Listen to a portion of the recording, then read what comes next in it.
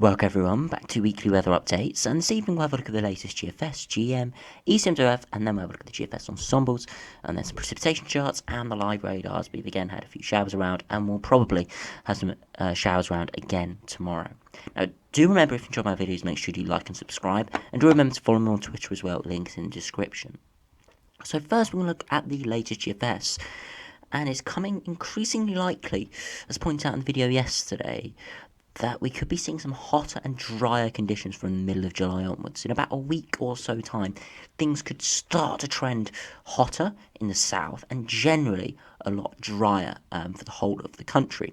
So if we do run through the latest GFS, you can see we do have high pressure around, but there are sort of brief troughs which are going to allow showers to develop in the day, some convection. Again, there could be the isolated thunderstorm in there, but most likely just going to be some widespread scattered showers with some heavier cores, but again, it's very difficult to forecast exactly where we're going to see heavy rain. But generally, most areas will be dry, if not just get a little bit of a sprinkling of rain throughout the day. Now that will continue through Saturday, but perhaps Saturday has a higher chance of more showers and more persistent rain, as we do have an area of low pressure sort of developing to our southeast, or through our southwest to our southeast. So there could be some more persistent showery rain in the south. So have a look at that with the precipitation charts in a minute. Before another low comes through Sunday, potentially giving even more heavy rain. But as we head towards the 14th, 15th of July, you see this high starting to push up from the southwest. Now, it's an extension of the Azores high initially, before it starts to develop its own sort of high pressure system detached from the Azores high. You see, there is low pressure trying to push in off the Atlantic. So by the 20th of July, you can see we have quite warm, if not hot air across parts of the southeast, but low pressure trying to push in from the west. So potentially in the north and west, still things could be a little bit cloudy and some rain. But generally, for areas further southwards and southeastwards, we could be seeing some quite hot and dry conditions from sort of 16th, 17th, 18th beyond. So interesting conditions we could be seeing there. We could be actually seeing some widespread warmth in the south and southeast. You see that low doesn't make too much progress. Very marginally starts to affect the northwest. So we'll have to keep an eye on that. If it does have this weather front get stationary, we could see quite a bit of rain and cloud. But we'll have to see that near the time. Remember, it is sort of 14 days away, so it's quite uncertain. And as we head to right to the end of the run, that low eventually breaks through as a result of this other sort of low coming up from the Bay of Biscay with some even hotter air. So we could even see even hotter temperatures towards the end of July. But with a thundery breakdown as that low does move through. If we now have a look at the GM, see how that compares, again very similar over the next few days of course, with those lows moving through. For the middle of next week we do have that low move away, hangs on in the southeast throughout the 15th interestingly, so could be more showers and thunderstorms in the southeast. But that high will eventually win out for many areas. The only little caveat with this is that high is a bit further northwards and westwards, which mean the dry conditions are actually further northwards and westwards, but even the hotter conditions as well we'd see in northern England. Further southwards and eastwards, we're starting to pull in a bit of a northeasterly wind. Now, the air is not cold, but it will probably drag in some more cloud and sort of mist and fogginess in the mornings, and hopefully the sun will sort of melt that away throughout the day, and it could also bring a few showers in off the North Sea as it's bringing a bit of moisture in as well. So we'll have to keep an eye out of that, as it does depend exactly on where that high pressure does sit, but generally it looks relatively dry, which is a good sign. Just depends where that high is going to sit. If we do have a look at the ECMWF, very similar over the next few days. For that low, it eventually starts to clear away and that high starts to build in. Now that high, again, is a little bit further northwards and westwards and it's putting in a bit of a northeasterly wind. But because it's more of a sort of an easterly wind, or its origins are coming more from Eastern Europe, which has been quite hot at this stage, it's actually drawing in quite warm air. Now, it's still likely to have sort of mistiness, murkiness, some cloud and a few showers, but bringing in more hot and humid air. mean temperatures a bit higher, and we could be seeing some very muggy conditions by temperature in the day of 25 degrees, and at night only 17 or 18 degrees. So we'll have to keep an eye on how this does develop. It really does depend on the exact position of that high pressure. Ideally, we'd have it sat to our north and our east, pulling in southeasterly winds. Or even just stationary over the top of the country with a warm air mass if we wanted widespread dryness, clear skies and warm weather. But again, it's very difficult to get that.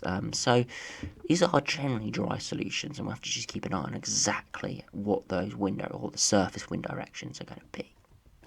If we have a look at the GFS ensemble, you can see that well reflected over the next sort of 4 or 5 days or so. We have temperatures around average, maybe just a little bit below average at times. Quite high precipitation, especially as we head towards the 12th, 13th, early next week when we get that low sliding through. Quite a lot of precipitation potentially there. And then as we head towards the next weekend, so in 7 days' time, sort of 15th, 16th, 17th of July, these temperatures start to rise, precipitation drop down, and largely some of them are 3-4 degrees above average with the operational run, seeing there within that cluster of quite warm ensemble members around 12 or 14 degrees 850 HPA, which could give temperatures 25 degrees and up, potentially even getting up to 30 degrees if we do see sustained temperatures. So we'll have to keep an eye on that. But it is looking encouraging that we're going to be seeing some hotter and drier conditions quite widely for the UK.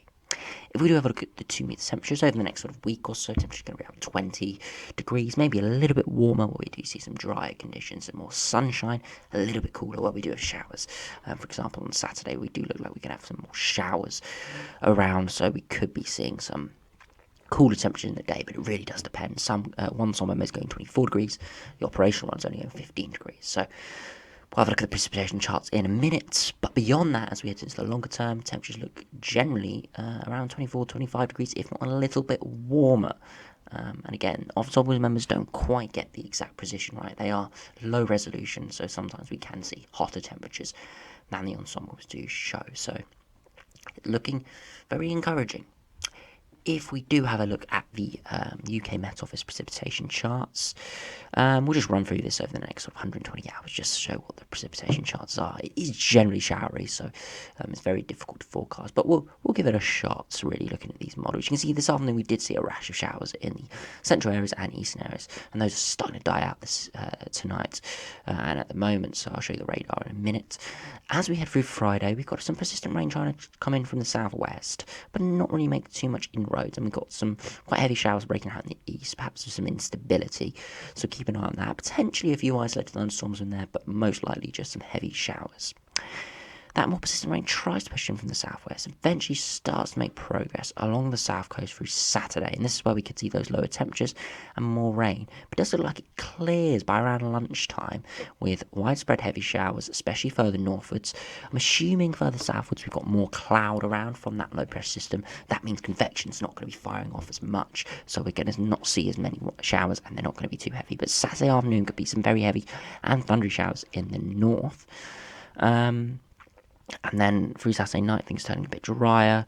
Before Sunday, again, a few showers around, especially in the east before a persistent weather front moves in through Sunday evening, potentially bringing some heavier rain in. Again, not too widespread, but generally a band moving through throughout Sunday, sort of afternoon to evening for many areas, affecting the southwest, of course, through around lunchtime.